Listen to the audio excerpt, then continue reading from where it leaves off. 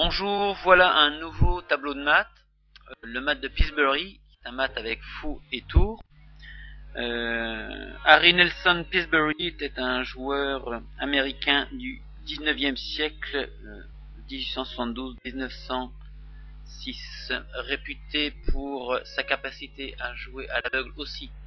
Dans cette position de base du mat de Pillsbury, la séquence est toute simple, c'est tour prend G7 échec, tour prend G7 échec, roi H8 seul coup, avec un échec double si particulier du mat de Pillsbury, c'est-à-dire avec tour et fou. Et vous voyez bien que les deux pièces sont en prise, mais comme c'est un échec double, le roi doit jouer.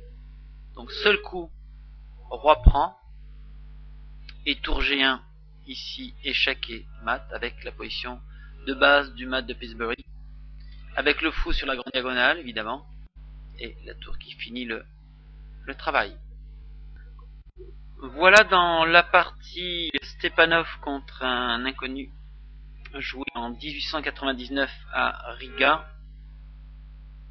Un bel exemple de mat de Pillsbury très pur, avec, c'est en fait, malgré le décorum, la même position que précédemment. Donc tour G7 échec, roi H8 seul coup, avec cet échec double si particulier.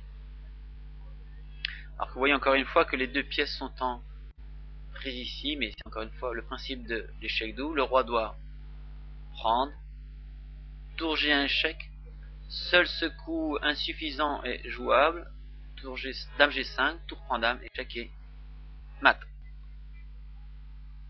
Voilà un exemple de mat de Pillsbury un peu plus dissimulé. Dans la position, les blancs, malgré la prise de la dame par la tour, comme vous le voyez ici, ont joué avec sang-froid fou prend cavalier.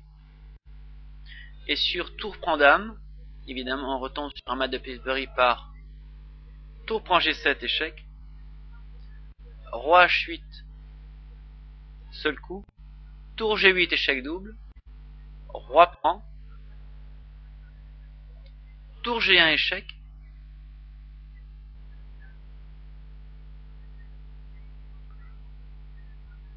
tour G4,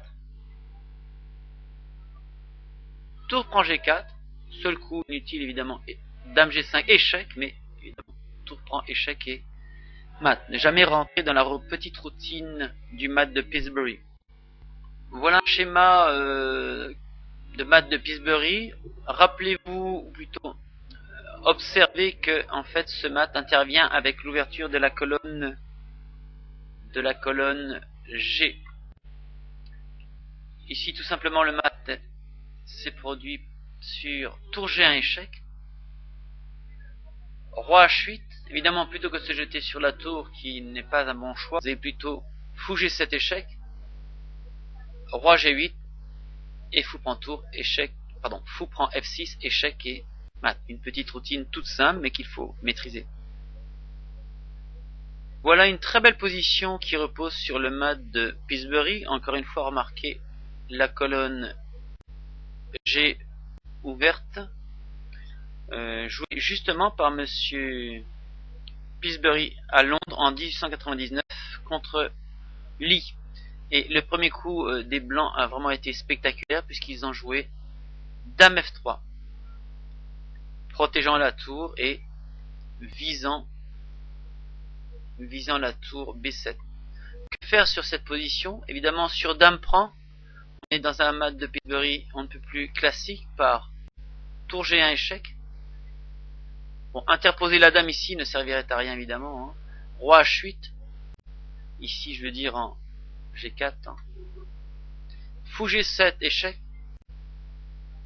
roi G8 et fou prend F6 échec et mat. Pour les noirs, que reste-t-il d'autre? Sur dame F3, peut-être dame G6. Évidemment, dans ce cas-là, cela empêche le mat, mais nous avons chez les noirs deux problèmes, la qualité ici et la tour en B7. Je pense que dans la position, le plus précis est de jouer fou prend tour, et si les noirs prennent le fou, on récupère qualité et la tour B7. Voilà, cette très jolie position. Dame F3, position très connue, issue de la partie Pillsbury Lee, Londres 1899. Dans cette partie avec Owen, avec les blancs, on voit tout de suite la puissante batterie blanche avec le fou B2 et la dame D4 et la colonne G ouverte. Il n'en faut pas plus pour penser au mat de Pillsbury, mais par où commencer? Owen a joué ce très joli premier coup avec cavalier prend. Évidemment, sur cavalier prend, nous avons un mat tout bête en G7 ici, hors de question. Donc sur cavalier prend, sur pion prend, la suite a été tout simplement dame prend, menaçant dame G7 mat. Seul coup, pion prend, et un mat tout simple, tout bête par tour G8, pardon, tour G1 échec. Roi H8 seul coup et fou prend mat avec un très joli mat de Pillsbury sans l'échec double dans ce cas-là.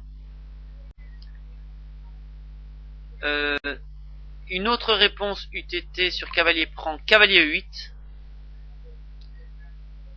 et là je vous laisse quelques instants pour trouver la suite qui est tout aussi féroce. Évidemment le cavalier E8 tient la case de G7 et le bon coup en effet est cavalier F6 échec. Sur pion prend, on s'en doute tour G1 échec, roi H8 seul coup, et là c'est l'enfance de l'art, dame prend échec, seul coup, cavalier prend, fou prend, mat. Encore avec un joli mat de Pillsbury.